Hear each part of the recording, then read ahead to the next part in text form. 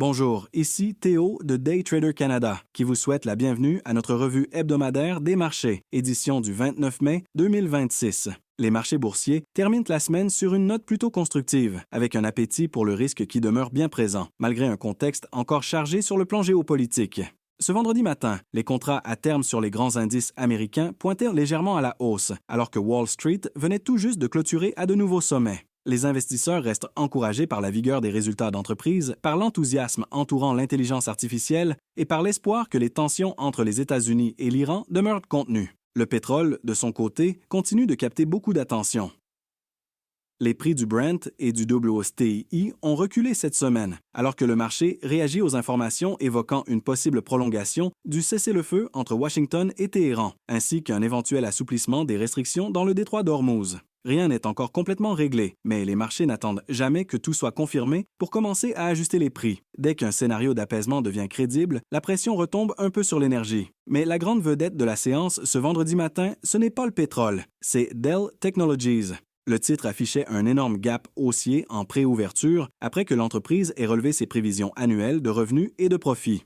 La raison est simple. La demande pour ces serveurs d'intelligence artificielle propulsés par NVIDIA demeure extrêmement forte. Dell profite directement de la vague d'investissements massifs dans les centres de données, les infrastructures informatiques et tout l'écosystème matériel nécessaire pour soutenir la croissance de l'intelligence artificielle.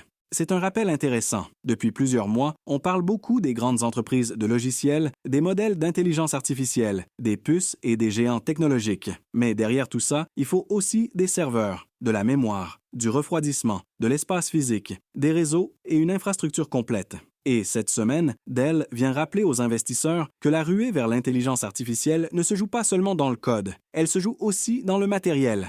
Cela dit, pour notre sujet principal de la semaine, j'avais envie de sortir un peu du pétrole, de l'Iran et de la géopolitique, parce qu'on en a beaucoup parlé récemment. Et comme le Grand Prix de Montréal vient tout juste d'avoir lieu la fin de semaine dernière, le lien était naturel. Quand on pense à la Formule 1, à l'histoire automobile, à la performance, au prestige et à l'émotion, il y a un nom qui revient immédiatement, Ferrari. Mais cette semaine, Ferrari n'a pas seulement fait parler d'elle dans l'univers de la course automobile, elle a aussi fait couler beaucoup d'encre sur les marchés financiers après le dévoilement de son premier véhicule entièrement électrique, la Ferrari Luce. Et ce lancement est beaucoup plus qu'une simple annonce automobile. C'est un test de marché, un test de marque, et peut-être même un test d'identité. Ferrari a présenté la Luce comme le début d'un nouveau chapitre. Le nom signifie « lumière » en italien, et l'entreprise veut clairement positionner ce modèle comme une transition vers l'avenir. Mais comme souvent lorsqu'une marque mythique tente de se réinventer, la réaction n'a pas été unanime.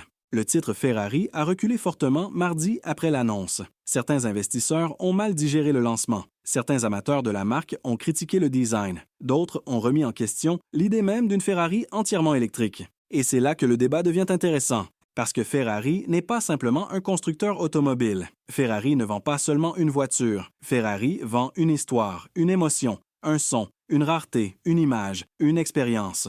Pour plusieurs passionnés, une Ferrari, c'est un moteur thermique. C'est une montée en régime. C'est une sonorité. C'est un lien mécanique presque viscéral entre la voiture et le conducteur. Alors, quand Ferrari dévoile une voiture électrique, la question n'est pas seulement « est-ce que cette voiture est rapide ?»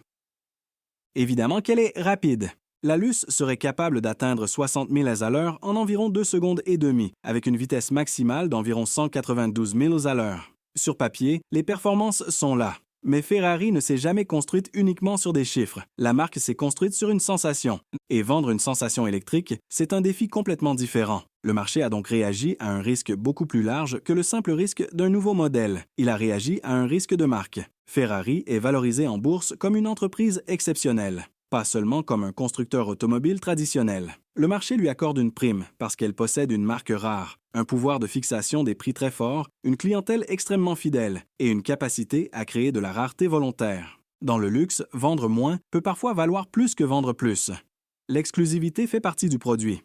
C'est pour cette raison que le virage électrique est délicat. Si Ferrari réussit, l'entreprise peut ouvrir la porte à une nouvelle clientèle, notamment dans certains marchés où l'électrique est très bien perçu. Mais si elle échoue, le risque n'est pas uniquement financier, il devient symbolique. La Luce ne représente donc pas seulement une nouvelle voiture, elle représente une question fondamentale. Est-ce que Ferrari peut entrer dans l'ère électrique sans perdre son âme?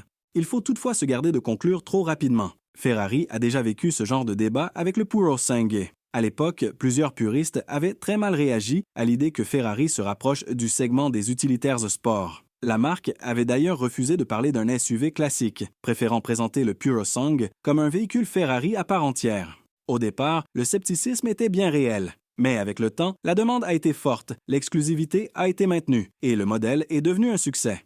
La question est donc de savoir si la Luce suivra le même chemin. Pour l'instant, le marché demande des preuves.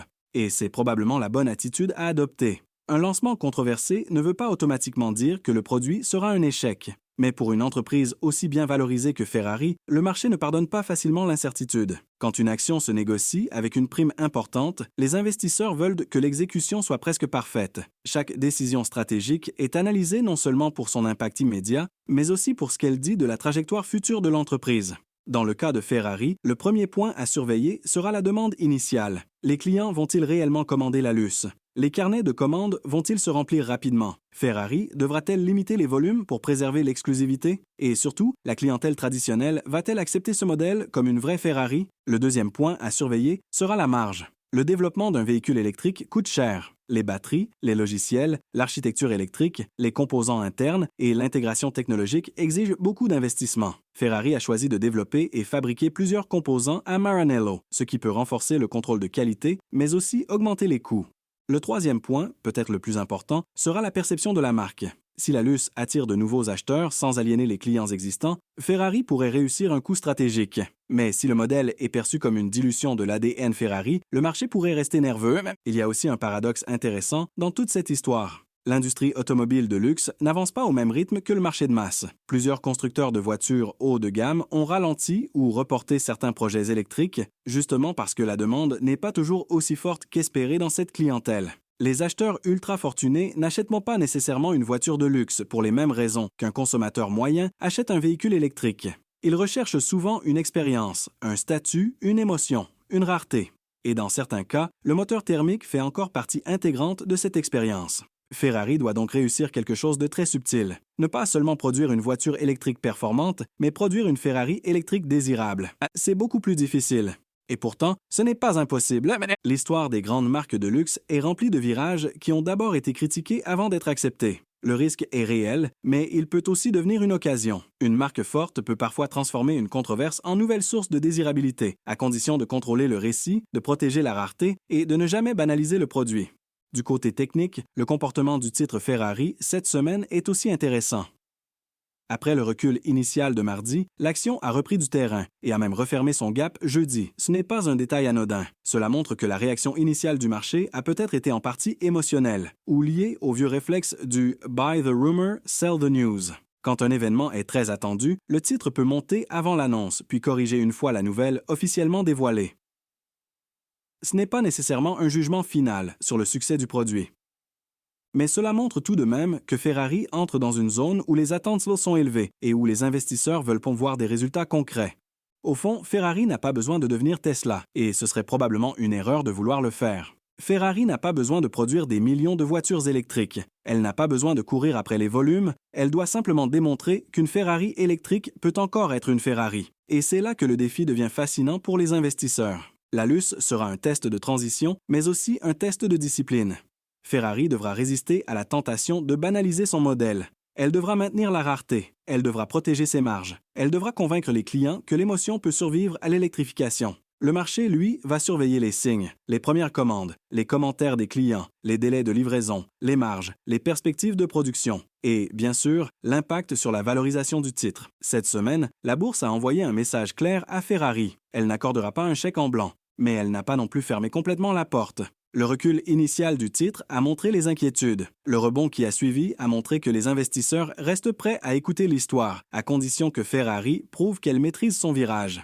Et c'est peut-être la conclusion la plus importante. Dans les marchés, comme en Formule 1, une sortie de piste ne signifie pas nécessairement la fin de la course. Parfois, elle oblige simplement l'équipe à ajuster la trajectoire. Ferrari vient d'entrer dans un virage important. Le moteur est différent. Le son est différent.